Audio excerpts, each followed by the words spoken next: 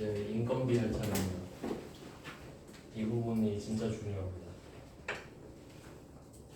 왜냐면 큰 회사든 작은 회사든 월급은 줘야 되잖아요. 그리고 월급 줄 때 원천징수라는 걸 해야 되기 때문에, 그래서 인건비 파트에서는 원천징수 개념부터 하고, 앞에서 한번 나온 적은 있었죠. 다시 한번 설명해 드리고 인건비 쭉 보겠습니다.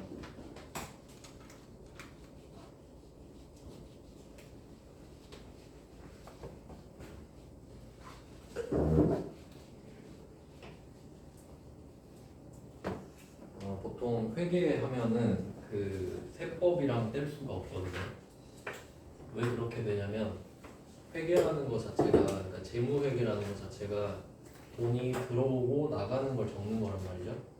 돈이 나간다 들어온다 했을 때, 저번에 은행한테 이자 받았을 때 돈을 받았는데 원천징수 당한 거 있었죠. 그러니까 그게 세법이잖아요. 그것까지 적어줘야 되거든요. 왜 돈이 다 안 들어왔는지를 적어줘야 된다는 소리예요. 그러니까 세법의 영향을 받아서 재무회계에 기록하는 거니까. 그럼 이번에는 우리가 돈을 주는데 원천징수를 해야 될 수도 있거든요. 그럼 당연히 세법 범주 안에 그 세율을 적용시켜서 그 세법에 맞춰서 원천징수를 해야 되니까 그 결과물만 돈이 나가는 거거든요. 그러니까 세법을 모르면 결국 회계도 못하게 돼요. 그러니까 그 세법도 회계 테두리 안에 들어있다라는 거죠. 네, 그래서 세법을 모르면 안 돼요. 진짜 말 그대로 재무회계밖에 모른다는 건 사실 말도 안 되고, 재무회계만 딱 그 부분만 공부했다고 하면 진짜 시키는 거밖에 못해요. 세법을 모르니까 왜 이렇게 해요? 아 그냥 해 하면 예 하고 하는 수밖에 없거든요. 그건 좀 안타까운 거죠. 그러니까 결과적으로는 세법이랑 회계를 같이 알아야 돼요. 일단 간단한 구조부터 보면은, 저번에도 말씀을 드렸을 텐데, 이렇게 A랑 B가 있을 때 A가 B한테 돈을 주면 B한테는 소득이 생기는 거예요. 소득.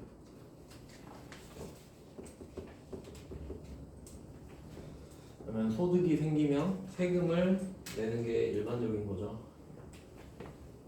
그러면 개인이면 소득세, 법인이면 법인세를 내면 돼요.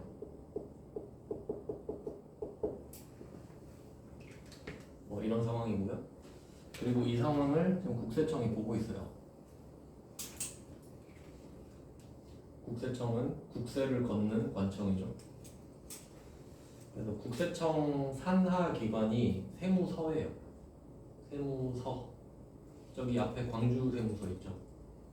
북광주 세무서, 서광주 세무서, 한 개 더 생겼는데 최근에 저기 광산구에 하나 있는데, 광주에 4개예요 세무서가.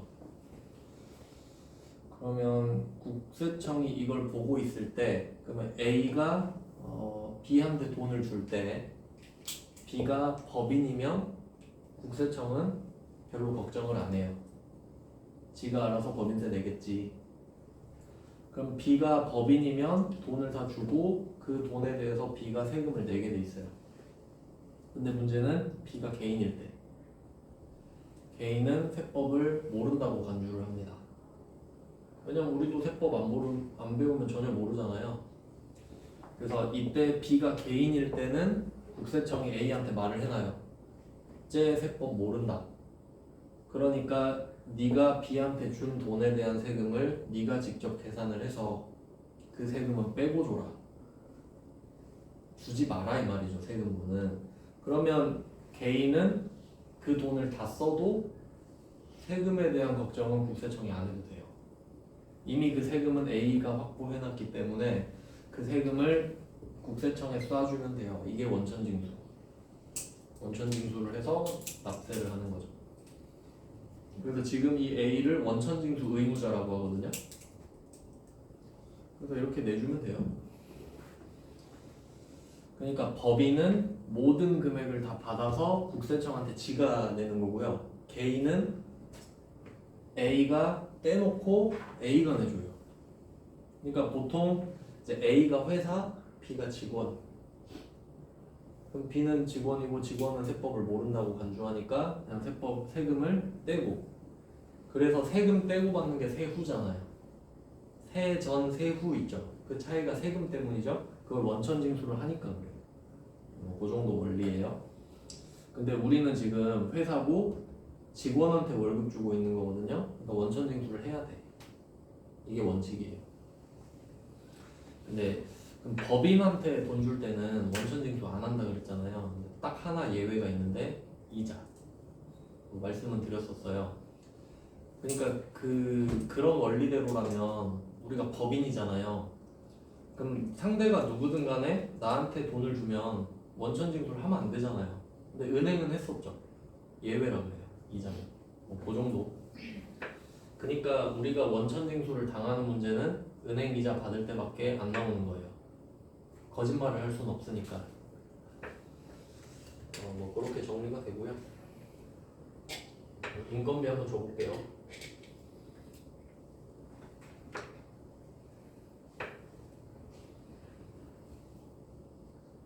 94번. 영업부서에서 홍보물을 배포한다. 그 흔히 말하는 찌라시예요. 이거 전단지. 일용직 근로자가 있네요. 일용직. 근로의 형태를 크게 두 개로 나누면 상용직이랑 일용직으로 나눕니다. 상용직, 일용직.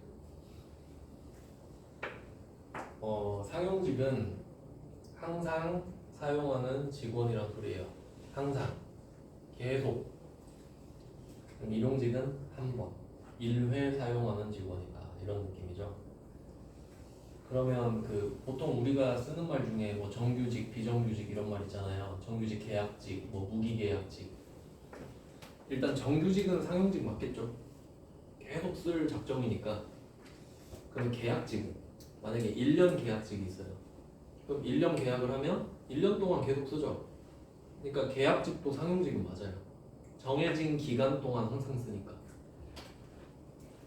뭐 무기계약직도 마찬가지겠고. 그러니까 여기서 상용직은 정규직, 비정규직이 다 포함된 개념이에요. 그러니까 엄청 크게 보는 거지 여기서는. 그러면 일용직은 정확한 정의가 아침에 입사해서 저녁에 퇴사하는 사람이에요. 그러니까 하루 단위로 입퇴사를 하는 거야. 그게 진짜 일용직입니다. 뭐 직업소개소 이런 데 있잖아요. 뭐 그런 데서 하루마다 돈 받는 거 있죠. 그게 이제 일용직이라고 보시면 되는데, 우리가 일용직 근로자를 지금 하루 썼죠. 그럼 일당을 줘야겠죠. 하루만 쓰니까. 그럼 12만 원을 줬잖아요. 그럼 우리가 개인한테 지금 돈을 줬죠. 그럼 이 사람 지금 소득 생겼네? 소득세 내야 되죠. 원천징수 해야겠네. 근데 일용직이라고 하면 오늘은 일을 했다고 해도 내일 일을 못할 수도 있죠. 모레도 못할 수도 있죠. 그러니까 좀 상황이 안 좋다고 보거든요. 그런 상황이면 좀 메리트를 줘요. 그러니까 좀 도와준다고 해야 되나? 그래서 일용직은 하루 15만 원까지는 비과세, 과세를 안 해버려요. 그러니까 하루 10만 원이 많이 뭐 번다고 볼 수는 있는데 내일 일 못할 수도 있잖아요. 그러니까 일용직은 일당이 15만 원까지는 세금을 아예 안 떼요. 그 말은 뭐냐? 지금 12만 원 줬죠. 그럼 이 사람 세금 안 내죠. 그러니까 원천징수가 없어요. 비과세니까. 15만 원까지 비과세예요. 이걸 알아두시면 문제 풀 때 편하겠죠. 왜냐면 이걸 모르면 왜 개인한테 돈을 주는데 원천징수 이야기를 안 하지? 이렇게 되잖아요. 근데 일용직 근로자는 일당 15만 원까지 비과세다. 이걸 알고 있으면 비과세니까 원천징수 이야기 안 하는구나 하고 넘어가면 되는 거죠. 그러니까 세법을 잘 알면 회계를 잘 할 확률이 굉장히 높아지는 거겠죠. 왜냐면 이거 모르면 상사한테 물어보겠지? 그럼 상사가 막 경멸하면서 알려주겠죠? 뭐 그 정도 차이가 있다. 근데 이게 세법은 세법 맨날 바뀐다 이러잖아요. 원래 10만 원이었는데 15만 원 되긴 했거든요. 근데 뭐 그게 그렇게 어렵진 않잖아요. 지금은 일단 15만 원이에요. 나중엔 어떻게 또 바뀌겠지. 물가가 오르니까. 회계 처리를 해보겠습니다. 그러면 비과세라는 걸 확인을 했고, 그럼 만약에 일용직 근로자한테 16만 원 줬다 하면 원천징수 이야기 하겠지. 왜냐면 15만 원 넘어갔기 때문에. 근데 그렇게는 잘 안 낼 것 같죠? 근데 그렇게 내더라도 원천징수 이야기를 할 겁니다, 어차피. 근데 지금은 할 필요가 없고. 그러면 그 직원 쓰고 사용료를 내는 걸 급여라고 하거든요. 그러니까 급여라는 거는 그냥 준다라는 뜻인데 월급이라는 뜻으로 써요, 여기서는. 근데 우리가 상용직한테 돈을 줄 때는 급여를 쓰거든요. 근데 일용직은 잡급을 써요. 잡스러운 급여 뭐 이런 느낌이지. 잡급 비용이거든요. 근데 영업부서라 그랬죠. 800번 잡급. 800번 잡급.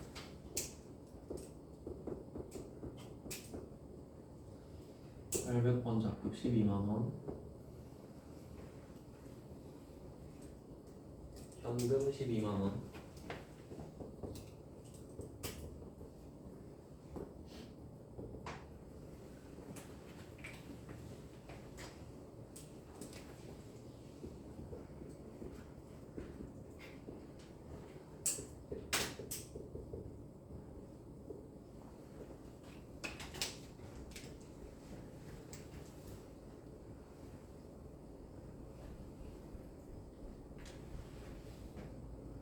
그럼 생산부서 이야기하면 500번 잡급.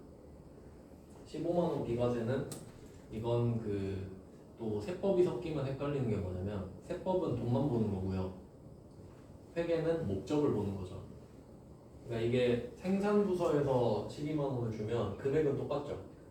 그럼 비과세인 건 똑같은데 목적만 달라지죠. 그러니까 계정 과목만 달라지죠. 뭐 지금은 세법이 그렇게 복잡하게 들어온 건 아니어서 나중에 부가가치세 나오면 좀 더 자세히 할게요. 그 다음에 95번으로 보겠습니다. 95번은 영업부 직원의 업무 역량 향상 교육을 위해서 외부 강사 초청 교육하고 강사료 100만 원을 줬다. 그럼 이 사람도 어떻게 보면 일용직 느낌 아닌가요? 강사 딱 한 번 부르니까. 근데 여기서는 원천징수 33,000원이라고 말을 하는데요. 이게 퍼센트로 치면 퍼센테이지가 3.3%예요. 그 3.3% 프리랜서 뭐 이런 거 들어보셨을 텐데 인적 용역 중에 3.3%짜리가 있거든요. 그럼 세율이 좀 적죠. 근데 이게 그 우리가 소득세를 안 배워서 좀 이게 복잡한데 3.3%면 되게 세금 적게 내잖아요. 근데 얘는 3.3%가 아니라 일단 3.3%입니다. 나중에 자기 소득이랑 다 합쳐서 자기 세율이 나오면 그 세율로 맞춰서 내요. 일단 3.3%만 떼는 거예요. 뭐 그런 게 있어요. 근데 우리 시험법은 아니에요. 그러면 이때 강사료를 줬잖아요. 근데 여기서 또 중요한 게 왓이 아니라 Y다 이건데 너 지금 뭐 한 거야? 강사료 줬어요. 이렇게 되잖아요. 안 물어봐. 강사료 온 거 안 물어봐. 왜 줬어? 하면 지금 영업부 교육 좀 시키려고요. 이렇게 되죠. 그래서 얘는 교육훈련비라는 계정 과목을 써요. 목적이 교육이기 때문입니다. 교육훈련비인데 영업부니까 800번 교육훈련비가 돼요.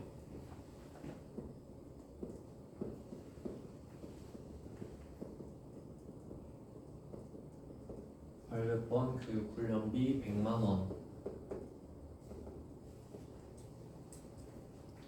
비용입니다. 100만 원을 줘야 한다.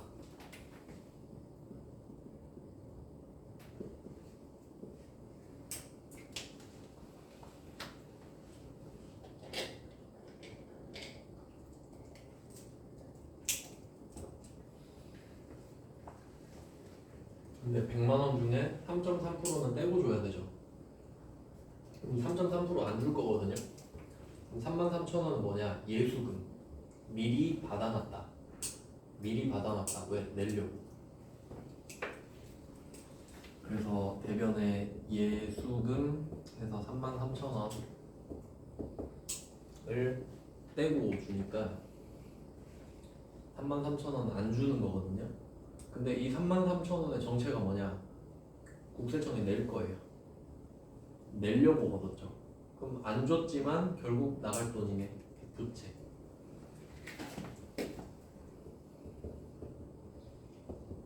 부채입니다. 그러니까 원천징수 회사가 우리한테 세금 떼고 주잖아요. 그러니까 세금 떼면서 기분이 좋진 않다는 거예요. 귀찮지 그냥. 세금도 구해야 돼, 걷어야 돼, 또 내야 돼. 엄청 귀찮습니다.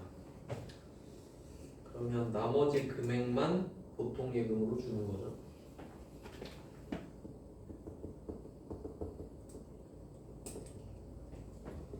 96만 7천원. 뭐 구할 필요는 없고요.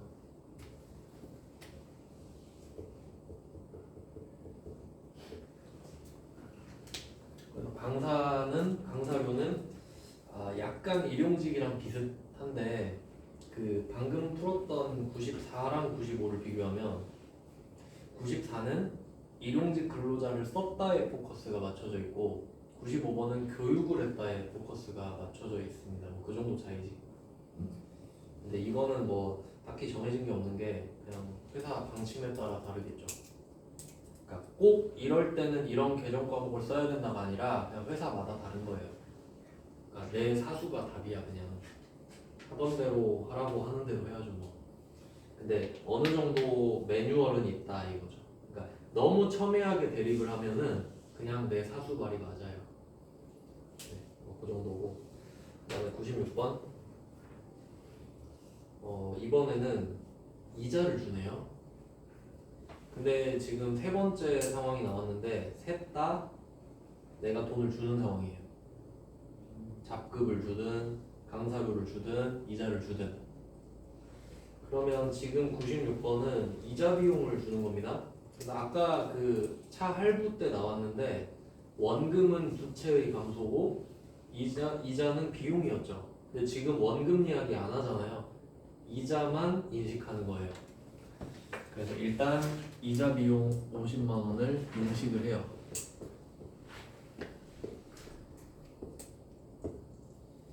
이자 50 줘야 되네 라고 생각을 하는 거죠.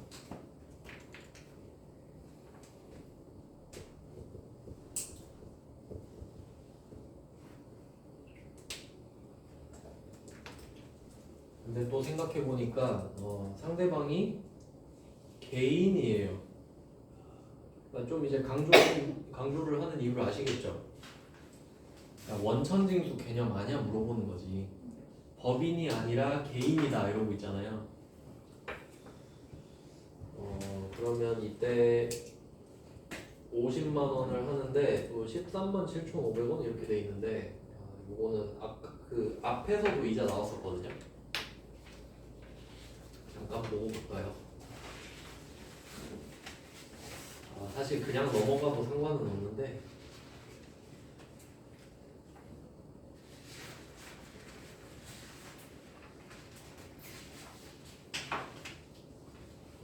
그 42번이랑 비교해볼까요?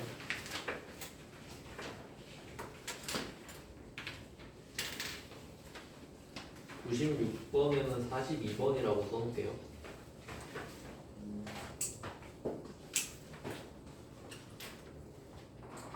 (96번에다가) 42번이라고 써놓기.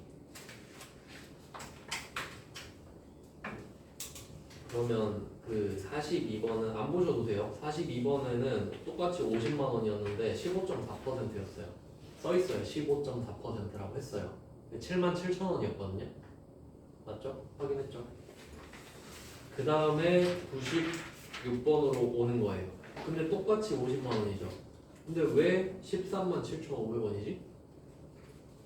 세율이 달라졌단 소리죠. 그 이유는 세법의 영향 때문입니다. 그러면 15.4%보다 더 크단 소리죠. 얘는 27.5%인데 외울 필요는 없고요.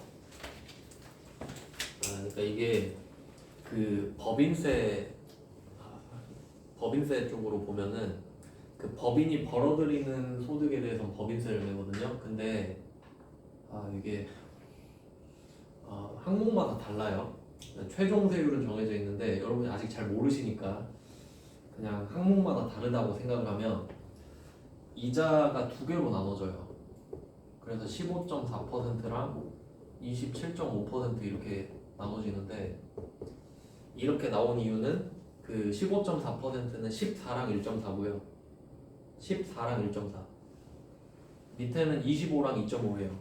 그러니까 국세 지방세가 항상 이렇게 세트로 가기 때문인데 그럼 뭐가 더 좋아요?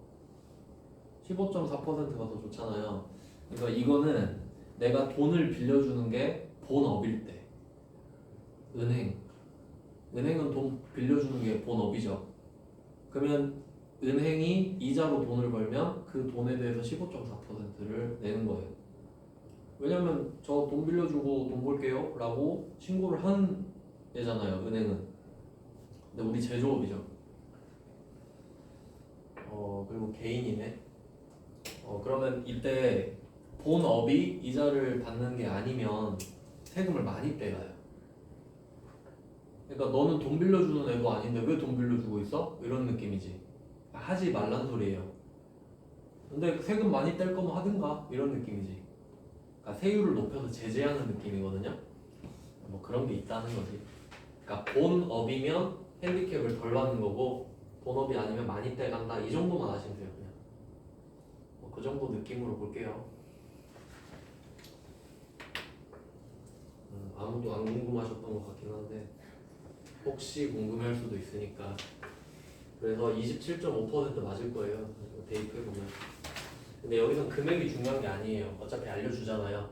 그럼 우리가 50만 원 중에 그러니까 상대방의 소득이잖아요. 그럼 이 개인은 원래 돈 빌려주는 게 본업이 아닌 사람인 거지. 그러니까 내가 계산해서 아예 줘버린 겁니다. 그러면 예수금이 또 들어오겠네.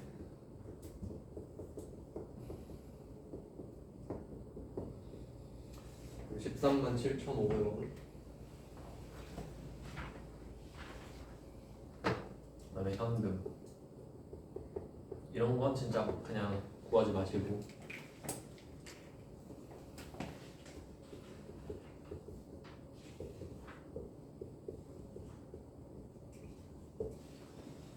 그래서 그 개인한테 뭘 주면 원천징수를 하는 게 기본 포맷이다라고 보시면 되고요. 그럼 지금 예수금이 두 개가 쌓였네요. 그래서 이렇게 쌓이면 다음 달 10일까지 내줘야 돼요, 항상.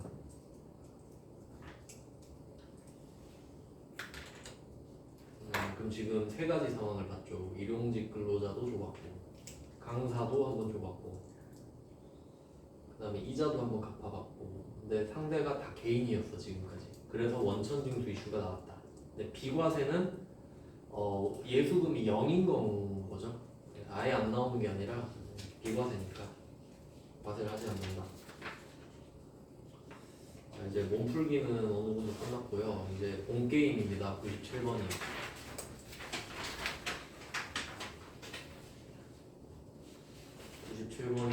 본 게임입니다. 여러분이 실제로 봐야 되는 거예요. 이게 급여 명세서. 왜냐면 여러분이 이걸 받아보잖아요.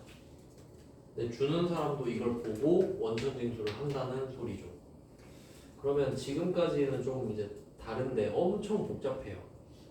그럼 실제로 이게 계약직, 정규직 뭐 다 포함된 개념이죠. 상용직인데 실제로 원천징수를 어떻게 당하는지 한번 볼게요. 이제 이건 상식의 범주인데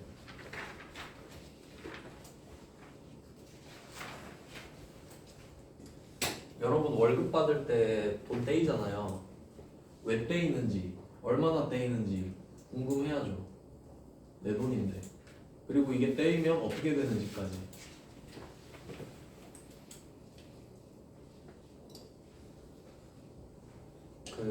연봉 올리기가 힘들잖아요. 그럼 쓰는 돈을 줄이는 게 좋은데 그 중에 세금을 줄이면 좋잖아요. 알아야 줄이지. 아무도 줄여주지 않아요. 내가 공부해서 줄이는 거죠. 그럼 한번 볼게요. 지금 97번에서 지급 내역이고 공제 내역이 있어요. 그럼 항상 회사 입장이에요. 회사 입장. 지급을 하는 건 회사 입장에서 마이너스죠. 근데 직원 입장에서 플러스지. 그럼 일단 우리 어떻게 생각을 해야 되지? 회사 입장이니까 그럼 지급 내역은 마이너스인 건데 그러면 공제 내역이라는 게 있어요. 공제. 이 말이 엄청 중요해요. 공제라는 말이 공제하다. 공제란 말 많이 들어보셨죠? 근데 보통 이 사람 습성이 그 단어를 딱 들으면 선악을 판단하거든요. 선악을. 좋다 나쁘다를 판단하는데 얘는 가치가 없는 거예요. 그러니까 가치 판단을 할 수 없는 단어예요. 왜냐면 공제하다는 빼다예요. 그냥. 그러니까 빼다라는 말 자체가 좋다 나쁘다 그런 건 아니잖아요. 그냥 진짜 빠지는 거니까. 그러니까 이게 더하기 빼다 더하기 빼기 개념 그런 더하기가 양 빼기가 그런 게 아니라 그냥 상대적으로 빼는 거예요. 그럼 이게 공제하다가 빼다인데 이렇게 한번 해볼게요. 내가 월급을 받는 거예요. 월급을 받아요. 월급 어때요? 좋죠? 월급은 좋은 거잖아요. 그럼 여기서 공제하겠대. 그럼 어때요? 안 좋은 게 되는 거지. 그럼 여기선 상대적으로 안 좋죠? 왜냐면 좋은 거에서 뺐으니까. 근데 내가 지금 세금 내러 가요. 세금 안 좋죠? 근데 세금 내는데 공제해 주겠대. 어때요? 기분이 좋아지지? 보세요. 그러니까 공제 자체로 판단하면 안 돼요. 어디서 공제하는지를 봐야 되는 거야. 아시겠죠? 무슨 뜻인지? 그러니까 공제가 빼다니까 빼다는 안 좋은 거야 이러면 안 된다고. 안 좋은 거에서 빼면 좋아지잖아요. 그래서 공제는 그냥 빼다예요. 그럼 주체를 찾으면 되는 거야. 어디서 뺄지. 그럼 뭐 그런 내용이 있어요. 그러면 회사 입장에서는 지급을 하는 게 마이너스지 않습니까? 그럼 공제를 하면 플러스가 되는 건데 그럼 얘가 좋은 플러스일까 생각을 해보면 그냥 안 준다는 소리고 이거 따로 내줘야 됩니다. 그러니까 지금 이 공제 내역이 원천징수란 소리잖아요. 왜 주다가 빼겠어요? 내주려고 빼잖아. 그러면 일단 뭐 공제 내역 지금 상황은 그렇게 됐어요. 마이너스 플러스.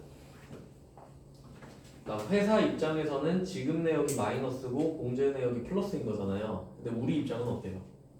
지급 내역이 플러스고 공제 내역이 마이너스죠. 이렇게 상대적인 거라는 거예요. 그러면 얼마나 원천징수를 당하는지 한번 봅시다. 일단 항목이 5개가 있어요. 5개. 일단 세금 라인으로 보면은 우리가 월급을 받았다는 게 소득이 생겼다는 거잖아요. 그러면 소득세가 있고 지방소득세가 있어요.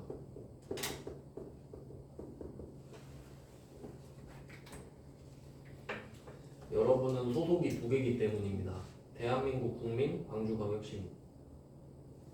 그러면 대한민국 국민으로서 소득세라는 국세를 내고요. 그 다음에 광주광역시민으로서 지방소득세를 내는 겁니다. 2개를 내요. 그리고 4대 보험.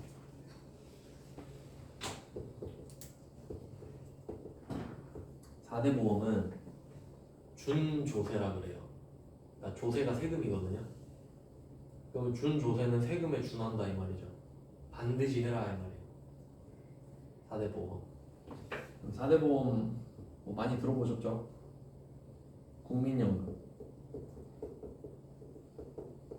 국민연금 많이 들어보셨죠? 우리가 국민연금 그 뜯기잖아요 맨날.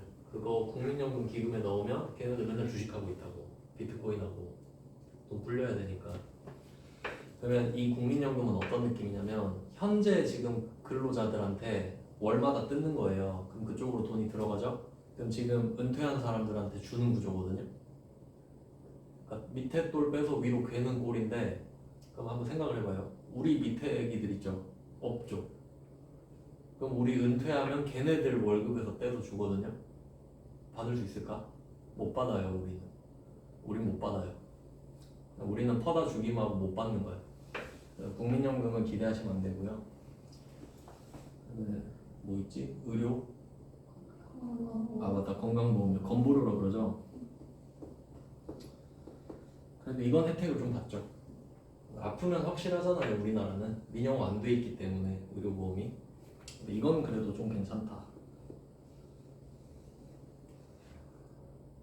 그리고 여기에 장기 요양보험이 포함되어 있어요.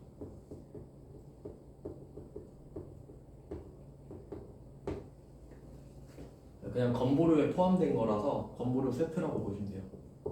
그러니까 다른 항목이 아니라는 거예요. 그 다음에 실업급여, 고용보험. 고용보험도 마찬가지예요. 지금 우리 월급에서 고용보험료 떼가잖아요. 그럼 잘린 사람들 주는 거야. 우리한테 떼가지고. 십시일반이죠, 보니까. 그 다음 마지막이 산재보험. 일하다 다치면. 이건 업종마다 다른데 저 같은 경우는 산재보험료 거의 없을 거예요. 일하다 다칠 확률이 거의 없으니까. 뭐 다치면 회식하러 가다가 다치는 정도밖에 없을걸요. 그럼 이렇게 총 6개인데 근데 이 공제 내역을 한번 볼게요. 몇 개 있나? 한번 매칭을 해봅시다. 소득세 나왔죠? 지방소득세 나왔죠? 지방소득세는 소득세의 10%예요. 딱 10분의 1 들어가죠. 국민연금 나왔죠? 건강보험 나왔고 고용보험 있네. 산재보험이 없네요. 왜 4대 보험인데 산재보험이 없냐? 이 소득세랑 지방소득세는 그러니까 이게 지금 직원 이야기하는 거잖아요. 그럼 직원이 월급을 받았잖아요. 그럼 소득세랑 지방소득세를 그 직원이 몇 %를 부담해야 되는지 생각해 볼게요. 100% 부담해야 되죠. 자기가 번 돈에 대한 자기의 세금 100% 부담해야 되죠. 부담률을 지금 적는 거예요. 부담률. 지가 번 돈에 지가 내야지. 이게 당연하지 않습니까? 근데 4대 보험 중에서는 산재보험 있죠. 요거는 회사가 100% 내요. 직원이 오고 싶어서 온 데가 아니잖아요. 다치면 회사가 알아서 해라. 0%입니다. 그럼 이 말은 회사가 내 산재보험료를 내주고 있다는 소린데, 그러면 월급 주면서 야 산재보험료 내놔 할 수가 없는 거죠. 그러니까 없는 거예요. 지금 우리가 공제 내역이 삥 뜯기고 있는 거잖아요. 그러니까 적어도 산재보험 명분으로 삥 뜯기진 않는다 이 말이에요. 그럼 소득세랑 지방소득세는 당연히 삥 뜯겨야 되죠. 그럼 이제 나머지 3개. 국민연금 건강보험료는 50%만 됩니다. 그러니까 이 말은 회사가 절반을 내주고 있다는 소리예요. 여기 국민연금 81,000원 돼 있잖아요. 그럼 내가 원래 16,200,000원 내야 된다는 소리야. 근데 회사가 81,000원 내주거든요. 얼마나 내주기 싫겠어요. 그러니까 회사가 날 못 살게 구는 거야. 그러니까 우리가 회사한테 미안해야 되는 게 2개가 있는데 4대 보험료 절반 내주는 거랑 퇴직금 주는 거 있죠. 그거 보고 버티는 거예요. 근로자는. 이거 안 돼 있으면은 그 건보료 같은 거는 자기 재산에 대해서 내거든요. 그러니까 나 돈 많으면 건보료 폭탄 맞는단 말이에요. 근데 근로자는 아무리 돈 많아도 그냥 회사랑 반띵이에요. 뭐 이런 것도 절세를 할 수 있는 구조예요. 국민연금 50%, 건강보험 50%고 고용보험은 절반 정도인데 딱 절반은 아니에요. 약 50%라고 아시면 돼요. 대충. 회사가 좀 더 많이 낼 거예요 아마. 근데 뭐 거의 도찐 개찐이니까 약 50%를 할게요 그냥. 뭐 누가 물어보진 않으니까. 대충 이런 느낌이다. 그럼 우리가 부담해야 되는 거 소득세, 지방소득세는 당연히 부담하는 거 맞죠? 근데 4대 보험, 보험료라는 개념을 생각해 보시면 보험료는 내면 끝이죠. 보험료 내면 안 돌아온다고요. 자동차 보험료 생각해봐요. 지금 제가 3년째 무사고인데 보험료만 네, 그 보험료는 사고 안 나면 다행인 거죠. 나면 보장 받으니까 다행인 거고. 그러니까 얘네들은 절대 돌아오지 않아요.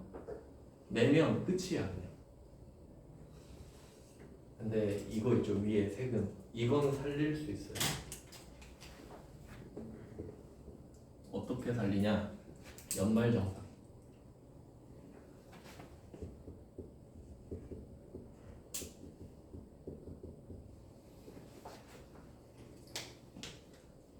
연말정산 들어봤죠? 근데 전3회계 1급에서 이거 알려준 사람 아무도 없을걸? 왜냐면 시험 범위가 아니거든요. 근데 상식이라서 알려드립니다. 그럼 이때 소득세, 지방소득세를 어떻게 결정을 하냐면 표가 있어요. 표가 있어요. 소득 구간 어느 정도, 가족 몇 명 이렇게 하면 얼마 걷어라. 이게 표가 있어요. 그러니까 이렇게 걷는 거를 그 뭐라고 해? 간이세액표에 의해서 걷는다. 간이세액표. 간단하고 쉽게 대충 때려 넣는다. 그럼 이 금액은 간이세액표에 의해서 결정이 된 거란 말이죠. 그럼 대충 한 거지 대충. 그럼 이렇게 1년에 12번 걷을 거 아니에요. 그럼 12번을 걷어놨는데 맨날 대충 걷었잖아요. 그럼 제대로 한 번 해야 될 거 아니야. 그러니까 연말에 정확히 한 번 하자고. 맨날 대충 했잖아요 월마다. 그래야 빨리 세금 걷으니까. 그러니까 한 달마다는 대충 했으니까 연말에 제대로 한번 합시다. 연말에 정확히 한번 할게요. 연말정산. 그러면 이 금액을 12번 한 게 베이스가 되겠죠. 그럼 연말정산 어떻게 하냐면 그런 거 들어보셨죠? 뭐 신용카드 소득공제, 부양가족공제, 의료비, 교육비 어쩌고 저쩌고 들어봤죠? 그거 다 빼는 거야, 쓴 거. 그리고 나서 정확히 계산을 하는 겁니다. 그럼 지금 이 왼쪽에 엄성철 이 사람은 소득세, 지방소득세 합쳐서 한 17,000원 되거든요. 17,000원 곱하기 12를 해놓고 했는데 뭐 연말정산 뺄 거 다 빼니까 만약에 뭐 이 사람이 10만 원만 내면 되더라. 그럼 이 사람 한 20만 원 걷어놓은 거거든요. 그럼 네 걸 20만 원 지금 걷어놨는데 정산해보니까 10만 원만 내면 되더라? 그럼 10만 원 돌려줄게. 그럼 환급. 그러니까 연말정산으로 살릴 수 있어요 소득세는. 왜냐면 정산이 안 된 상태잖아. 그러면 소득세를 배우는 이유는 이거를 많이 살리기 위해서겠네요. 그냥 떼가는 건 어쩔 수 없잖아. 간이세액표니까. 돌아오게 많이 하는 거죠. 제가 그 19년도 건가 20년도 건가 연말정산 했을 때 130 돌려받았거든요. 낸 거 다 돌려받았어요. 그 중소기업 세액 강면인가 뭐 그런 거. 그러니까 정책 같은 것도 잘 알아봐야 돼요. 그러니까 회사가 빡통이면 그것도 못 다 먹어요. 그러니까 중소기업인데 사장이 중소기업 세액 감면을 신청을 안 한 거예요. 그럼 나 세금 다 내는 거예요. 그러니까 내가 알아보고 어필도 하고 그렇게 해야 된다는 거죠. 아는 게 힘이다. 그러니까 눈먼 돈을 주워 먹자 이런 거지. 그러니까 제가 아까 그랬잖아요. 연봉은 못 올린다 그랬죠. 근데 세금은 줄일 수 있잖아요. 아는 만큼 줄일 수 있어요. 그래서 이런 식으로 가요. 그러니까 4대 보험료는 절대 돌아오지 않는 돈이니까 그냥 버리는 돈. 내 소득세는 살릴 수도 있다. 근데 당연히 낸 범위에서만 돌려받을 수 있겠죠. 내가 10,000원 냈는데 20,000원 돌려받지는 않을 거 아닙니까? 그러니까 내가 낸 돈이 한도예요. 최대로 받을 수 있다. 뭐 이런 말이지. 자, 뭐 대충 구조는 좀 설명을 드렸어요. 이렇게 알고 있어야 문제를 풀 때 매끄럽거든요. 그러면 뭐 대충 알려드렸는데 여기서 이제 필요한 게 뭔지 볼게요. 97번만 하고 끝내겠습니다. 그러면 97번이 왼쪽에 급여명세서가 엄성철 생산부고 오른쪽은 백도성 영업부거든요. 그러면 비용이 다르죠. 제 생산부면 500번 급여, 영업부면 800번 급여. 이거부터 시작을 할게요. 500번 급여, 500번 급여. 그러면 이때 급여라는 건 비용이니까요. 세전 금액으로 인식하는 거예요. 그래서 이때 지급 내역의 맨 밑에 지급액이 깔려 있거든요. 180만 원. 이게 비용인 거예요. 세전이.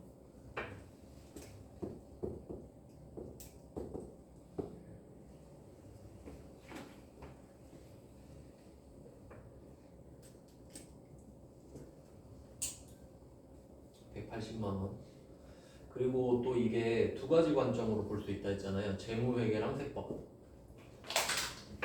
그러니까 이걸 다 알아야 되는 이유가 뭐냐면 이 급여명세서를 보고 두 팀이 있을 거란 말이에요. 그 뭐 회계팀이랑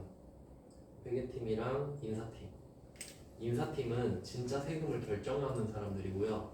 그럼 그 사람들은 뭘 보냐면 이 지급 내역에 보면 기본급, 자격수당, 직무수당, 식대, 월차수당 이런 게 있죠. 그러면 그 사람들은 이 하나하나가 과세인지 비과세인지 따지는 거예요. 세법 관점으로만 보는 거야. 그러면 참고로 여기 있는 거 다 과세거든요. 그럼 금액을 다 합치는 거고요. 아까 제가 비과세 말씀드렸죠. 그러니까 만약에 여기에 식대 비과세다. 식대가 지금 8만 원 들어있죠. 그럼 이거는 어떤 느낌이냐면 밥 먹으라고 8만 원 주잖아요. 그럼 여러분 한 달에 밥 먹으라고 8만 원 주면 밥 먹는데 8만 원보다 많이 쓰죠. 그럼 이 8만 원은 진짜 밥 먹는데 썼겠지. 어찌 됐든 간에. 그럼 이 돈은 밥값으로 썼다고 간주하기 때문에 딴짓거리 못했잖아요. 그러니까 이거는 비과세로 쳐요. 그러니까 이 사람은 과세가 172만 원인 거야. 아시겠죠? 어떤 느낌인지. 그러니까 인사팀은 그것만 본다고. 과세인지 비과세인지. 그럼 그 사람은 172만 원에서 세금을 뽑은 게 밑에 공제 내역이에요. 알겠죠? 무슨 말인지? 그게 세법 관점이에요. 근데 우리는 재무회계 관점이죠. 재무회계는 돈을 얼마나 썼냐, 얼마 받았냐 이거죠? 그럼 얘는 180이지 그냥. 과세 비과세가 뭔 소용이냐. 180 줘야 되는 180이지. 이게 회계라고. 차이 아시겠죠? 그러니까 이 두 개를 왔다 갔다 하면 당연히 몸값 높지 않겠어요? 근데 한 개도 못하면 당연히 뭐 그렇겠고. 그러니까 지금은 재무회계 관점이라 이거지. 그러니까 실제로는 세법 관점으로 먼저 가야겠죠. 그러니까 172만 원으로 공제 내역을 뽑잖아요. 그럼 이 공제 내역 합친 게 예수금이 되잖아 결국. 그러니까 세법 먼저 하고 그 결과가 재무회계로 가잖아요. 그러니까 세법 모르면 아무것도 못한다고. 뭐 그런 연관관계가 있다. 그럼 일단 뭐 급여 500 깔고 이제 800번 급여.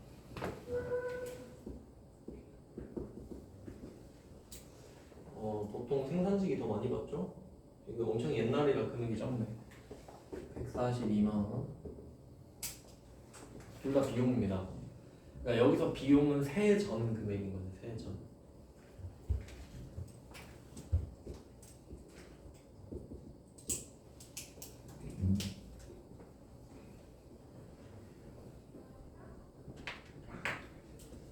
자, 그러면 세전 금액을 적었어요. 이건 회사 입장에서 진짜로 나갈 돈이에요.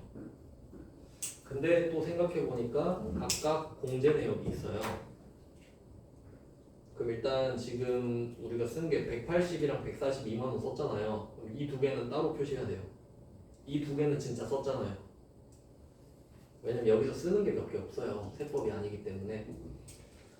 그 다음에 공제 내역에 각각 왼쪽에 공제 내역이 15만 8,840원, 오른쪽에 공제계가 11만 7,400원 이렇게 되죠. 그러면 각각 얘네들이 예수금일 거 아니에요. 근데 어차피 예수금은 합쳐도 되죠. 비용은 합칠 수가 없지만 부채는 어차피 합쳐서 같이 나갈 거 아니에요. 그래서 예수금은 이 공제계 두 개를 합친 거예요. 예수금.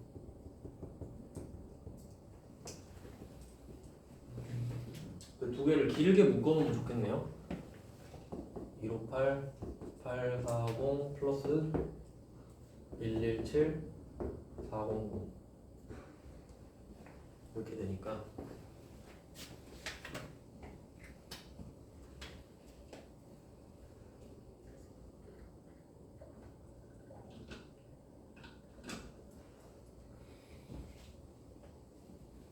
쪼개는 건 비용만 쪼개요. 자산부채 자본은 다 더하면 돼요.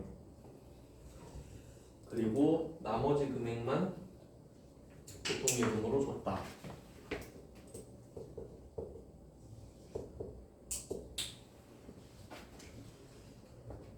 그럼 각각 지급총액이죠. 왼쪽 지급총액, 오른쪽 지급총액 이 두 개를 합친 게 보통예금이지만 그럴 필요가 없죠. 마지막 금액은 안 찾아도 되죠. 그러니까 이런 걸 알면 노가다 할 시간을 줄이는 거예요. 어차피 이것 빼기 저거 하면 그러니까 이게 범주를 정하면 이 500번 급여, 800번 급여를 뭐라고 하냐? 세전이라고 하고 예수금을 뭐라고 하냐 하면 이걸 그러니까 흔히 세금이라고 하죠. 그러니까 4대 보험도 포함되어 있긴 하지만 우리가 그냥 세전, 세후 이렇게 말하니까 그러면 실제로 이 보통예금 나가는 것만 세후라고 부르죠. 나갔으니까 이만큼만 받지 우리는. 네, 이게 그 월급 줄 때 하는 회계 처리예요. 그러니까 소득세법이 섞여 있겠지. 왜냐면 상대는 무조건 개인이니까요. 그래서 뭐 배경 지식까지 좀 설명을 드렸어요. 소득세, 지방소득세를 연말정산에서 살리자 뭐 이런 내용이고. 그럼 지금 인건비 지급하는 거 했는데 4가지 했어요. 첫 번째 일용직 근로자한테 주기, 강사 주기, 이자 주기, 그 다음에 상용직 주기 다 줘봤어요. 이 정도면 개인은 다 나온 거예요. 그럼 이때 예수금이 다 쌓여 있잖아요. 그럼 다음 달 10일까지 납부하면 돼요. 그럼 소득세는 세무서 가서 내면 되고, 지방소득세는 뭐 구청 가서 내면 되고, 그 다음에 3개 합쳐져 있는 4대 보험 있죠. 그건 국민연금에다가 한 번에 내면 돼요. 알아서 지들이 찢어서 가져가요. 그러면 지금은 주는 것까지만 했고요. 이제 98번은 내일 이제 다시 납부하는 거. 이 예수금을 또 납부하는 거 할 거예요. 그러니까 그걸 알려면 이걸 알아야 되는 거거든요. 그래서 설명을 한번 해드린 거예요. 네, 오늘은 여기까지 하겠습니다. 고생하셨습니다. 수고하셨습니다.